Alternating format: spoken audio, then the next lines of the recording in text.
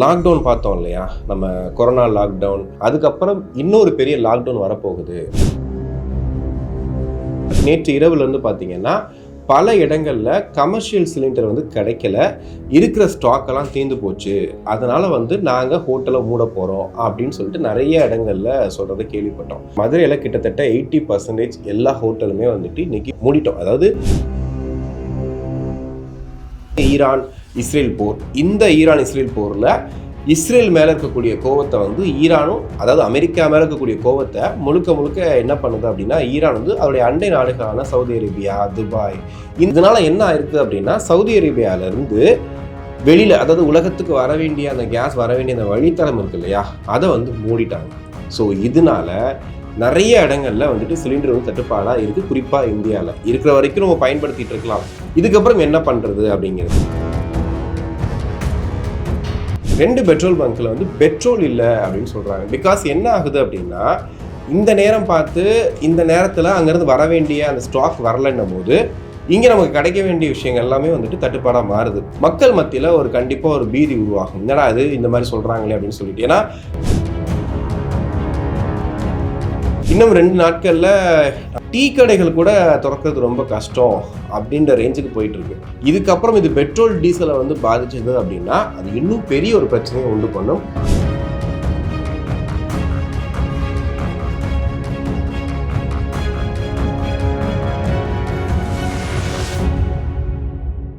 கொஞ்ச நேரத்துக்கு முன்னாடி ஒரு மதுரையில் ஒரு ஹோட்டல் உரிமையாளர் ஒரு பேட்டி ஒன்று கொடுக்குறாரு டிவிக்கு.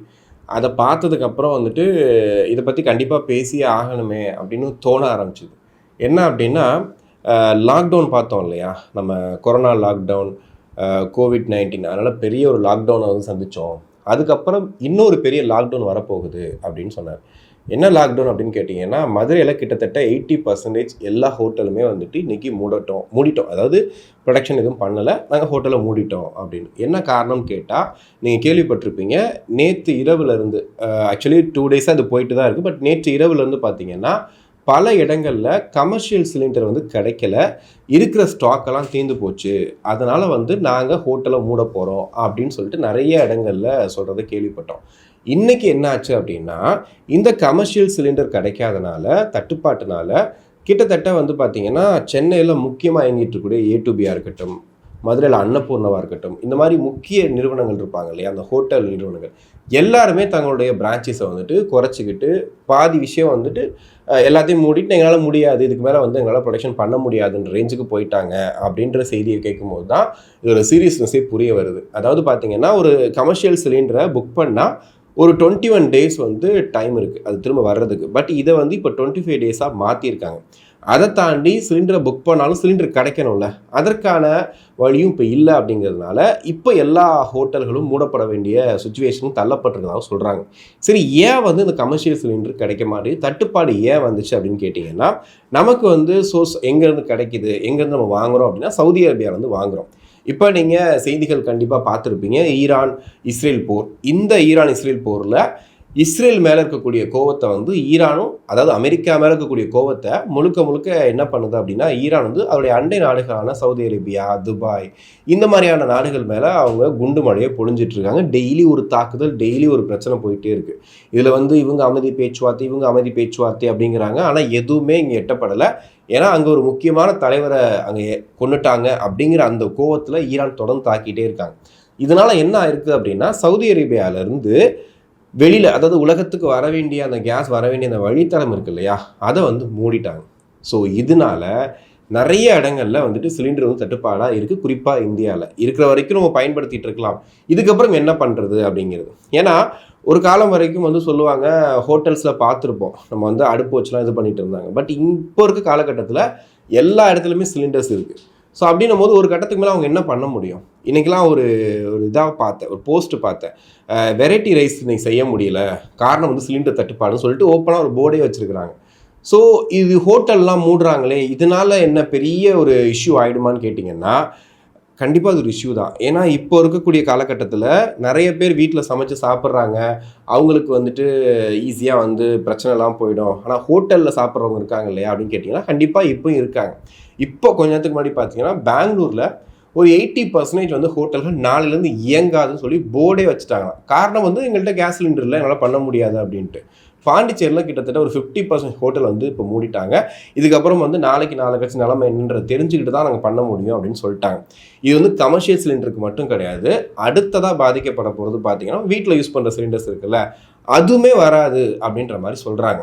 இப்போ கொஞ்ச நேரத்துக்கு முன்னாடி நாங்கள் வெளியே போயிட்டு வரும்போது 2 பெட்ரோல் பங்க்கில் வந்து பெட்ரோல் இல்லை அப்படின்னு சொல்கிறாங்க. பிகாஸ் என்ன ஆகுது அப்படின்னா, இந்த நேரம் பார்த்து இந்த நேரத்தில் அங்கேருந்து வர வேண்டிய அந்த ஸ்டாக் வரலன்னும் போது இங்கே நமக்கு கிடைக்க வேண்டிய விஷயங்கள் எல்லாமே வந்துட்டு தட்டுப்பாடாக மாறுது. இப்போ நம்ம கேஸ் சிலிண்டர் எடுத்துக்கிட்டாலுமே நம்ம ஒரு அளவு வச்சுருப்போம், இத்தனை மாதத்துக்கு இத்தனை விஷயத்துக்கு ஒரு ஸ்டாக் வாங்கி வச்சுருப்போம். இப்போ அது காலி ஆகும்போது என்ன ஆகும் அப்படின்னா, மக்கள் மத்தியில் ஒரு கண்டிப்பாக ஒரு பீதி உருவாகும். என்னடா அது இந்த மாதிரி சொல்கிறாங்களே அப்படின்னு சொல்லிட்டு. ஏன்னா அடிப்படை தேவையாக இருக்கிறது சாப்பாடு சமைக்கிறது தேவையான அந்த கேஸ் சிலிண்டர் அப்படிங்கிறது கிடைக்கல அப்படின்னா அது என்னவாகும்? ஏற்கனவே கேஸ் சிலிண்டர் ரேட்டு வந்து இன்றைக்கி உச்சத்தை தொட்டுருச்சு.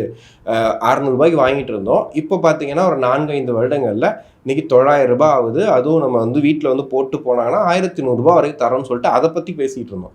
பட் இப்போ என்ன ஆயிடுச்சு அப்படின்னா, இந்த பிரச்சனையில் இந்த போர்னால நம்ம வீட்டில் பயன்படுத்தக்கூடிய அந்த அத்தியாவசிய பொருளான அந்த கேஸ் சிலிண்டரும் கிடைக்க வேண்டிய சுச்சுவேஷனுக்கு போயிட்டுருக்கு. இன்னும் 2 நாட்களில் அது ஒரு போஸ்ட்டாக பார்த்து எந்தளவுக்கு உண்மைன்னு தெரியல, டீ கடைகள் கூட திறக்கிறது ரொம்ப கஷ்டம் அப்படின்ற ரேஞ்சுக்கு போயிட்டுருக்கு.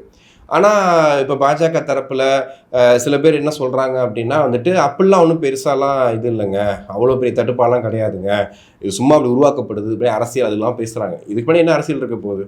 ஹோட்டல் திறந்தா காசு, அவங்க வந்து வரவங்களுக்கு சாப்பாடு போட்டு காசு வாங்க போகிறாங்க. இதில் என்ன அரசியல் இருக்குன்னு தெரியல. ஆனால் இந்த மாதிரி ஒரு முடிவு பார்த்தீங்கன்னா, இப்போ சென்னையில் நிறைய பேர் பேச்சுலர்ஸ் தங்கியிருக்காங்க, பெங்களூர் தங்கியிருக்காங்க, நிறையா ஊர்களில் இந்தியா ஃபுல்லுக்கு நிறைய இடங்களில் வந்துட்டு ஹோட்டல் சாப்பாடை மட்டுமே நம்பி வாழக்கூடியவங்க நிறைய பேர் இருக்காங்க. திடீர்னு இந்த லாக்டவுன் மாதிரி ஹோட்டல்லாம் மூடிட்டாங்க, கிடைக்கல அப்படிங்கிறது ஒரு பெரிய இதாகிடும். இதை தாண்டி இன்னொரு விஷயம் நடந்துகிட்ருக்கோம். என்னென்னா, இப்போது சிலிண்டர் எங்கெல்லாம் கிடைக்குதோ அதெல்லாம் வந்து பதுக்க ஆரம்பிச்சிருவாங்க. அதை பதுக்கி வச்சுக்கிட்டு 2000, 3000, 4000 சொல்லி விற்க ஆரம்பிப்பாங்க.